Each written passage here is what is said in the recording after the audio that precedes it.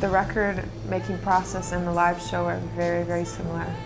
I use the same exact pedal for my voice, same exact band, the electronics are played through the exact same process that they are like written in. They're written in Ableton, we record in Pro Tools, and then it's played live in Ableton. So the technical side is very similar.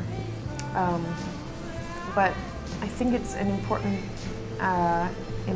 that the record and the live show are slightly different, and that people are able to come to a live show and it can sort of come to life, and it can be a real experience that is, connects to the music a little bit more profoundly.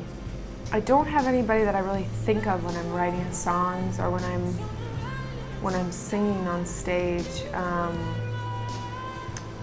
I have people that have sort of been like mentors or have, been in a band like in gangs where people were using kind of similar electronics or similar vocal processing. I learned a lot sort of watching them or being around them, but I suppose sometimes, I like watching, live video of Beyonce performing or something, but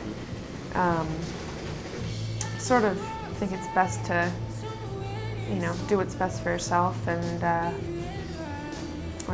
just do what comes naturally to you, and so you don't sound too much like anybody else, so you don't look like too much like anybody else, I guess.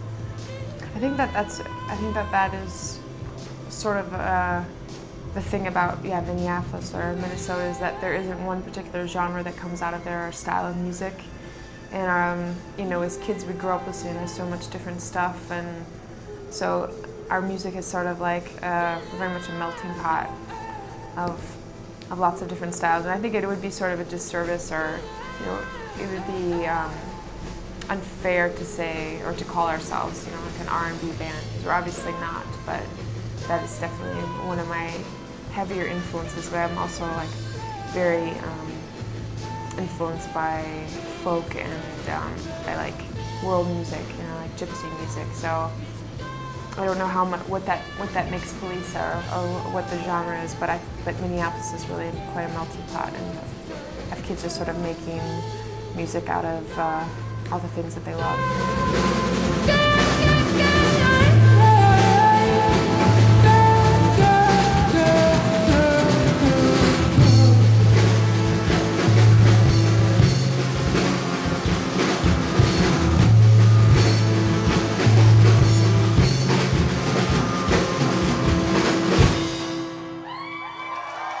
The vision of from the very beginning, I think some of it has to do with those two guys in particular wanting to be in a band with them and wanting to put their two drumming styles together. Not necessarily have like a louder sound, but to have a sound that could kind of play on the intricacies and kind of meld into an electronic beat. I think it's incredibly important not to just set yourself apart from other bands just for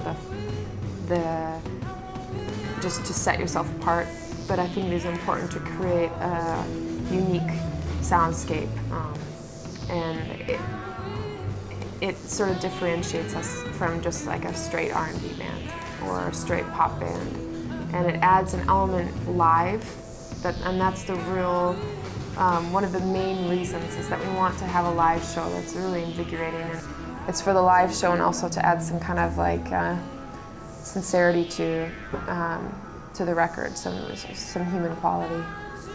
I wanted to work with the producer and make this music because I think electronic music actually is very emotive, and it makes me feel a lot.